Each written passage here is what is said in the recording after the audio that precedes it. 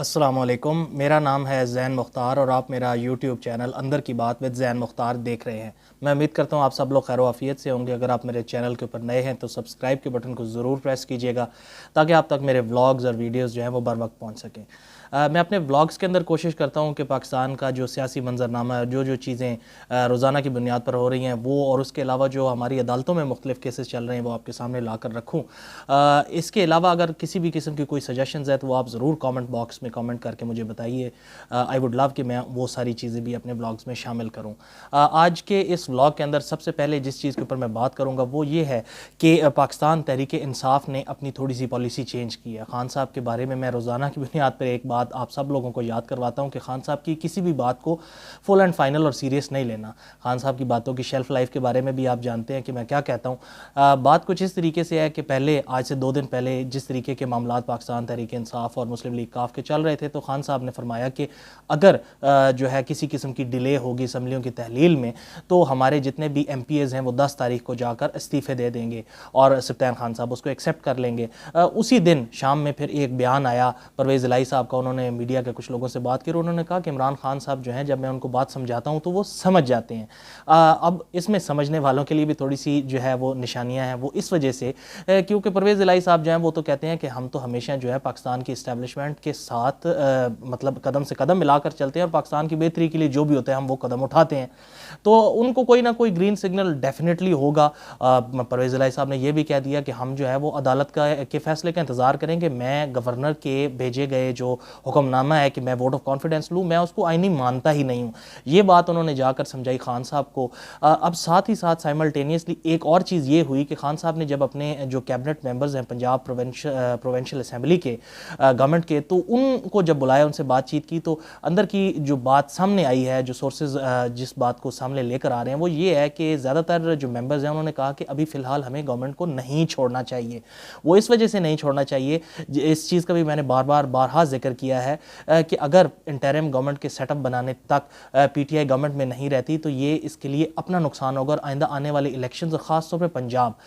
کیونکہ اگر پنجاب کے اندر کوئی بھی پارٹی اچھا پرفارم کرتی ہے تو اس کے لیے بڑا برائٹ چانس ہو جاتا ہے سینٹر میں بھی مطلب حکومت بنانے کا، یا اگر حکومت نہ بھی بنائے تو سینٹر کو مینیپولیٹ کرنے کا، جس طریقے سے آج ہو رہا ہے۔ بہرحال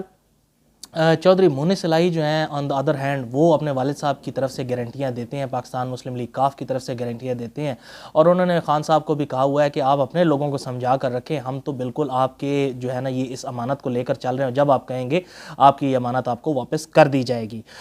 اس کے علاوہ جو ایک اور چیز سامنے آ رہی ہے وہ یہ آ رہی ہے کہ پی ٹی آئی کے اندر سے ممبران نے یہ کہا ہے کہ دیکھیے جو یہ ساری کی ساری باتیں ہو رہی ہیں کہ اسمبلی کو کب تحلیل کیا جائے گا، استعفے دینے ہیں یا نہیں دینے ہیں،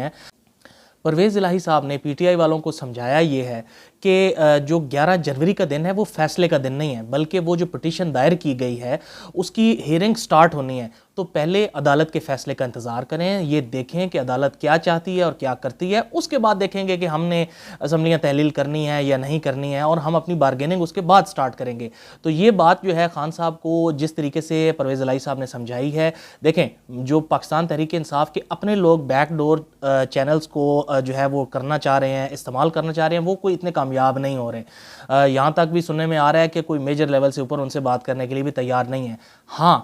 پرویز الہی صاحب وہ ایک ایسا چینل ہیں جو ڈائریکٹ بات پہنچا سکتے ہیں دونوں طرف، تو پرویز الہی صاحب نے اگر کوئی بات جا کر عمران خان کو سمجھائی ہے اور وہ ان کو سمجھ آ گئی ہے تو اس کا مطلب ہے کہ کوئی نہ کوئی معاملات ادھر ادھر ہو رہے ہیں۔ دوسری چیز یہ ہے جی، آج کے دن کی امپورٹنٹ سنڈے کا دن ہے، عمران خان صاحب نے خواتین کنونشن سے خطاب کیا ہے، خطاب وہ جہاں مرضی کر رہے ہوں، اسکول ہو، کالج ہو، ابھی دیکھا پچھلے دنوں انہوں نے اسکول کی بچیوں کو بھی خطاب کر رہے تھے، تو بہرحال وہ اس کے اندر بات ایک ہی ہوتی ہے، آج کل خان صاحب کی آبسیشن اور فکسیشن ایک ہی ہے، وہ ہے جنرل ریٹائرڈ قمر جاوید باجوہ صاحب۔ انہوں نے کہا کہ 7 ماہ پہلے میں نے بتا دیا تھا کہ کیسے ملک بحران کی طرف جا رہا ہے، شوکت ترین کو بھی میں نے بھیجا تھا، اور آج آپ دیکھ لیں کہ واقعی ملک جن بحرانوں میں اس کے ذمہ دار صرف اور صرف جنرل باجوہ ہیں، اور اس طرح کی اور بہت ساری باتیں انہوں نے کی۔ ساتھ ہی ساتھ انہوں نے یہ بھی کہہ ڈالا کہ ٹیکنوکریٹ گورنمنٹ چاہے کسی بھی قسم کی ہو، وہ پاکستان کے جو مسائل ہیں وہ ان کو حل نہیں کر سکتی۔ وہ کہنے لگے کہ صرف اور صرف جو صاف اور شفاف انتخابات ہیں، اور بیسیکلی خان صاحب یہ کہنا چاہتے ہیں کہ انتخابات کے بعد میں آؤں، میں اور میں آئی می اینڈ مائی سیلف کا جو پہاڑا ہے وہ خان صاحب ہمیشہ پڑھا کرتے ہیں. آپ دیکھتے ہیں کہ اس کے اندر خان صاحب کو کتنی کامیابی ملتی ہے. ویسے تو ریٹورک بنا کر لوگوں کے ذہنوں میں اتارنا جو ہے خان صاحب کا ایک بڑا طور ہے امتیاز ہے.